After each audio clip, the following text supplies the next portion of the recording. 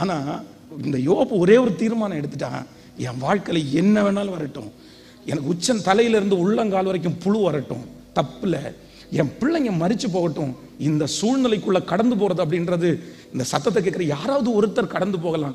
Sister, இல்ல அன்பு தாயே, உங்க விசுவாசத்தை எடுக்கணும்னு பிசாசு முயற்சி எடுக்கிறான், உங்க விசுவாசத்தை அழிக்கணும்னு பிசாசு முயற்சி எடுக்கிறான். உங்களுக்குள்ளேயே இன்றைக்கு இந்த ஃபாஸ்டிங் பிரேயருக்குள்ள உள்ள என்ட்ராகும் போது கூட நீங்க நினைக்கலாம், இத்தனை நாள் நம்மளை தேடுறேனே ஆண்டவரே, ஏன் ஏன் ஏன் இல்ல இருக்கிறீங்களா இல்லையா, இல்ல நான் ஏதாவது தப்பு பண்ணனா, இல்ல என்கிட்ட ஏதாவது தீமை இருக்குதா, இன்னும் இன்னும் இன்னும் இப்படிப்பட்ட ஒரு சில வார்த்தைகளை உங்களுடைய இருதயத்துல கொடுத்தான் அப்படின்னா நீங்க 1% கூட செவி சாய்க்காதீங்க. அந்த எண்ணம் உங்களுக்குள்ள வரும்போதே நீங்க சொல்லுங்க, போ பிசாசே, நான் அதெல்லாம் கீழ்ப்படிய போறதில்லை. என் தேவனை பற்றி எனக்கு தெரியும், என் தேவனை பற்றி எனக்கு தெரியும். அவர் என்னை கொன்று போட்டாலும் அவர் மேல வச்சிருக்கிற நம்பிக்கை மட்டும் நான் ஒரு நாளும், கைய மேல உயர்த்தி சொல்லுங்க, நான் உங்களை நம்புவேன் ஆண்டவரே, சாகுற வரைக்கும் உங்களை நம்புவேன் ஆண்டவரே, எது நடந்தாலும் உங்களை நம்புவேன் ஆண்டவரே. வாலிப தம்பிங்க தங்கச்சிங்க சொல்லுங்க, என்ன நடக்கட்டும் என் அப்பா மேல நான் வச்சிருக்கிற விசுவாசத்தை மட்டும் ஒரு மனுஷனாலும் எடுத்து போட முடியாது. நான் விசுவாசிக்கிறவர் இன்னார் என்கிறதை நான் அறிவேன். சொல்லுங்க, அறிவேன், எனக்கு தெரியும். ஆமென். வேதம் சொல்லுது, தானியேலை தப்புவிக்கணும் அப்படின்றதுக்காக அந்த ராஜா ராத்திரி முழுக்க பிரயாசப்பட்டாராம். அந்த பத்திரத்துல கையெழுத்து போட்டது யாரு? ராஜா. இந்த சிங்க கெபிக்குள்ள போடுறதுக்கு பெர்மிஷன் யார்கிட்ட வாங்கினாங்க? ராஜா. ஆனா இவன் நீதிமான்னு தெரிஞ்ச உடனே அவனை தப்புவிக்கிறதுக்கு நைட்டு முழுக்க ட்ரை பண்ணி அவரால் என்ன பண்ணல? சொல்லுங்க. ஒண்ணு நீங்க நினைச்சுக்கங்க, சிலர் நம்மளை எவ்வளவு தூக்கி விடணும்னு நினைச்சாலும், சிலர் நமக்கு எவ்வளவு உதவி செய்யணும்னு நினைச்சாலும், அவங்க பெரிய ஆளா இருக்கலாம், அவங்க சமுதாயத்தில் உயர்ந்தவங்களா இருக்கலாம், அவங்க ஒரு சைன் போட்டா பேசுகிறவங்களா இருக்கலாம், அவங்க போய் நின்னா எல்லாருமே ஆஃப் ஆகிறவங்களா இருக்கலாம். ஆனா ஆண்டவருடைய பிள்ளைகளுடைய வாழ்க்கையில கர்த்தரே உங்களுக்கு உதவி செய்யணும்னு நினைச்சார் அப்படின்னா, வேற எவ்வளவு கும்பம் நின்னாலும் அவங்களால ஒன்றும் பண்ண முடியாது.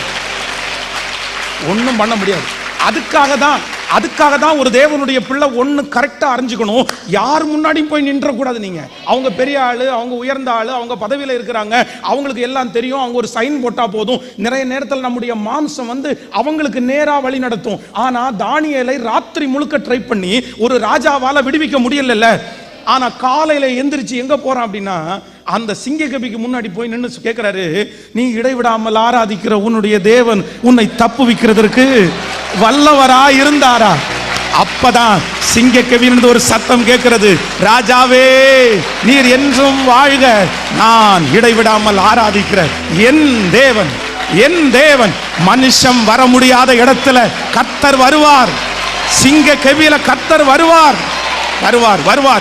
யாரும் வர முடியாத இடத்துல கர்த்தர் வருவார். யாரும் கையெழுத்து போட முடியாத இடத்துல அவர் கையெழுத்து போடுவார். யாரும் பேச முடியாத இடத்துல கர்த்தர் பேசுவார். ஹல்லேலூயா. சிங்கங்கள் என்னை சேதப்படுத்தாதபடி கர்த்தர் அவருடைய வாயை கர்த்தர் கட்டி போட்டார். ஆமென். நான் ஆராதிக்கிற தேவன். அப்போ ஆண்டவர் என்ன விருப்பப்படுவார் அப்படின்னு சொன்னா, எப்பவுமே மனுஷனை ஃபர்ஸ்ட் ஆப்ஷனா நீங்க வைக்கக்கூடாது, ஃபர்ஸ்டா வைக்கக்கூடாது.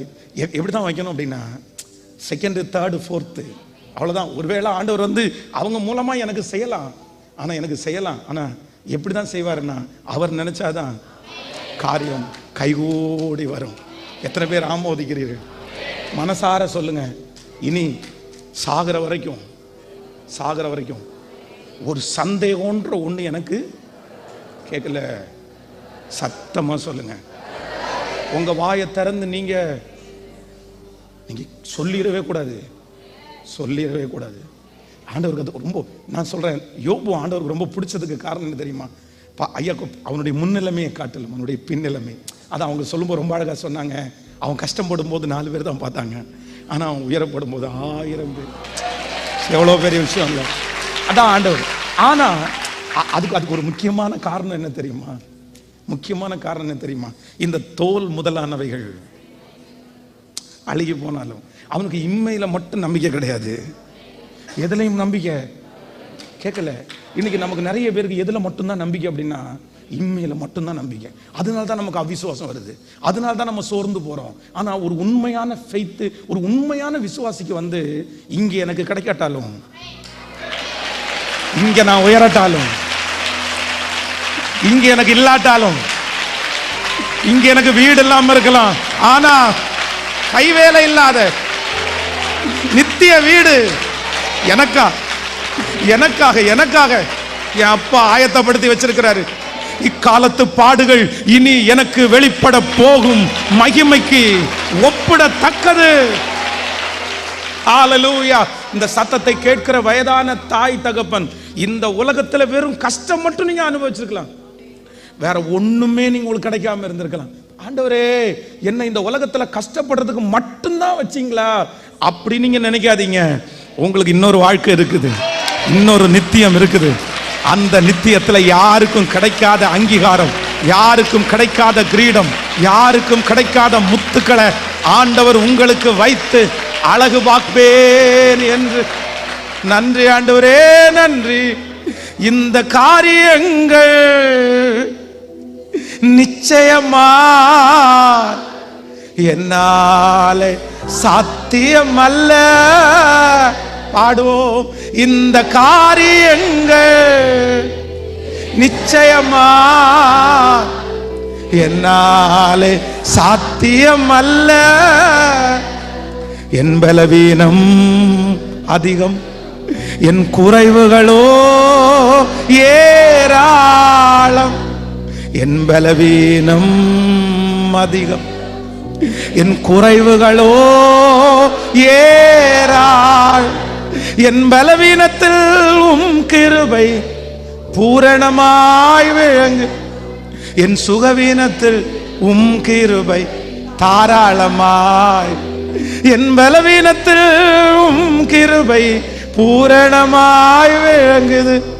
என் சுகவீனத்தில் உம் கிருபை தாராளமாய். முடிஞ்சவங்க கையை உயர்த்தி, என் தேவனே, என் இந்த வார்த்தைய சொல்ல சொல்ல சொல்ல, என் தேவனே இந்த பலன் நிச்சயமாய் என் பலனல், இந்த பலன் நிச்சயமாய். சொல்லுங்க சொல்லுங்க, இந்த காரியங்கள், இந்த காரியங்கள் நிச்சயமாய் என்னாலே சாத்தியம் அல்ல. இந்த காரியங்கள் இயேசுவே, இயேசுவே, இந்த காரியங்கள் நிச்சயமாய் ரந்தனர் கோதலர. இந்த பலன், இந்த பலன் நிச்சயமாய் உம்பலன். 10 டைம் கையை உயர்த்தி, நான் உங்களை நம்புறேன், நான் உங்களை நம்புறேன். இது நீங்க கொடுத்த சரீரம், இது நீங்க கொடுத்த வேலை, இது நீங்க கொடுத்த வருமானம், இது நீங்க கொடுத்த குடும்பம், இது நீங்க கொடுத்த பிள்ளை, இதெல்லாம் உங்களால உண்டானது. என் தாயின் கருவிலே நான் வரும்போது நிர்வாணியா தானே வந்த, நிர்வாணியா தானே வந்த. ஆனா இவை எல்லாவற்றையும் நடத்தக்கூடிய பலத்தையும் சத்துவத்தையும் உங்களை தவிர வேற யாரும் எனக்கு தர முடியாது. என் பலத்தால அல்ல, என் பலத்தால அல்ல, உங்க பலத்தால. எஸ், ஹல்லேலூயா. இந்த திருமணம் வெற்றியா நடக்கும் அவர் பலத்தால. இந்த காரியம் கைகூடி வரும் அவர் பலத்தால. இந்த மலை போல இருக்கிற பிரச்சனை சமபூமி ஆகும், அது அவர் பலத்தால, உங்க பலத்தால. ஹல்லேலூயா. எத்தனை பேர் ஆமோதிக்கிறீர்கள்? ஆமென். ஆனால் கொஞ்ச நாள் 2-3 வாரமாகவே ஆண்டவர் வந்து ஒரே ஒரு வசனத்தை என்னுடைய இருதயத்தில் திரும்ப திரும்ப ஆண்டவர் பேசிக்கொண்டே இருக்கிறார். வேதம் சொல்லுது, தாவீது போன இடத்துல எல்லாம் கர்த்தர் அவனை காப்பாற்றினார். அந்த வசனத்தை வாசிக்கலாம். அந்த வசனத்தை வாசிச்சு நம்ம ஒரு சில வார்த்தைகளை கேட்டு முடிக்கலாம். 1 நாளாகமம் 18ஆம் அதிகாரம் 13வது வசனத்தை வாசிக்கலாமா? 1 நாளாகமம் 18ஆம் அதிகாரம், ஆமென், 13வது வசனம். ஆகையால் தாவீது ஏதோமிலே தானயம் போட்டான். ஏதோமியர் எல்லாரும் அவனை சேவிக்கிறவர்கள் ஆனார்கள். தாவீது போன இடத்தில் எல்லாம் கர்த்தர் அவனை காப்பாற்றினார். தாவீது போன இடத்திலெல்லாம் நீங்களும் நானும் சந்திச்சது மாதிரி இல்லை, நீங்களும் நானும் போனது மாதிரி இல்லை. தாவீது பல இடத்திற்கு வேதத்துல ரொம்ப ஆபத்தான இடத்துல டிராவல் பண்ண ஒரு மிக முக்கியமான நபர் யார் அப்படின்னு கேட்டா, இந்த தாவீது தான் ரொம்ப ஆபத்தான இடத்துல டிராவல் பண்ணாரு. ஏன் அப்படின்னா, அவருக்கு எதிராகி வந்தது சாதாரணமான மனுஷன் இல்லை, அந்த நாட்டினுடைய ராஜா. அந்த நாட்டினுடைய ராஜா இந்த மனுஷங்கள்ட்ட சொல்லி பிடிக்க போனா பிடிக்க மாட்டாங்கன்னு சொல்லி தானே ஆட்களை செட் பண்ணி தானே கையிலுடைய பட்டயத்தை எடுத்து தாவீதை எங்க பார்த்தாலும் அவனை கொன்னுட்டு தான் நான் திரும்பி வருவேன்னு சபதம் எடுத்து தன்னுடைய அரண்மனையில கூட உட்காராம துரத்தினவர் தான் இந்த ராஜா. ராஜாவுடைய கண்ணுக்கு யாரும் தப்பிக்க முடியாது. அதனால தாவீது எந்தெந்த இடத்துலலாம் ஒளிய முடியுமோ, எந்தெந்த இடத்துலலாம் மறைஞ்சிருக்க முடியுமோ, எந்தெந்த இடத்துலலாம் யாரும் வர முடியாதோ அப்படிப்பட்ட நிறைய இடங்களுக்கெல்லாம் கடந்து போனான். ஆனா வேதம் சொல்லுது, அபிஷேகமும் அழைப்பும் அவன் மேல இருந்ததுனால தாவீது போன இடத்துலெல்லாம் அவன் போன சிங்கக்கெபி, அவன் போன எதிரியினுடைய நாடு, அவன் போன சமுத்திரம், அவன் போன வனாந்திரம், இவை எல்லாவற்றிலையும் கர்த்தர் அவனை காப்பாற்றினார். தனக்கு பின்னாடி ஆபத்து இருக்குது, தனக்கு பின்னாடி சிங்கம் இருக்குது, அந்த கெபிக்குள்ள யாரும் போயிட்டு உயிரோட திரும்பி வர மாட்டாங்க. ஆனா நான் நம்புறேன், ஒரே ஒருத்தர் மட்டும் அந்த பிரச்சனைக்குள்ள போயிட்டு திரும்பி வந்தாரு. அது ஆண்டவரால் அழைக்கப்பட்டது. இன்றைக்கு இந்த ஃபாஸ்டிங் பிரேயர்ல கர்த்தர் திரும்ப உங்களுக்கு எனக்கும் வாக்கு கொடுக்கிறாரு. என் பிள்ளை திரும்பி வர முடியுமா? என் பிள்ளை அந்த இடத்துல பாதுகாப்பா இருக்குமா? என் குடும்பம் அந்த இடத்துல பாதுகாப்பா இருக்க முடியுமா? என்னுடைய கணவனார் அந்த பிரச்சனையிலிருந்து வெளியே வருவாரா? என் குடும்பம் அந்த இடத்துல இருந்து வெளியே வருமா? கர்த்தர் இன்னைக்கு தீர்க்க தரிசனமா சொல்றாரு, தாவீது போன இடத்துல எல்லாம் யாருமே அவங்க அம்மாவோ அவங்க அப்பாவோ அவனுடைய பலமோ அவனுடைய பட்டயமோ அவனுடைய திறமையோ அவனை சுற்றி இருக்கிற ஆட்களோ அல்ல, கர்த்தர் காப்பாற்றினார். உங்க பிள்ளையை அவர் காப்பாற்றுவார், உங்க குடும்பத்தை அவர் காப்பாற்றுவார்.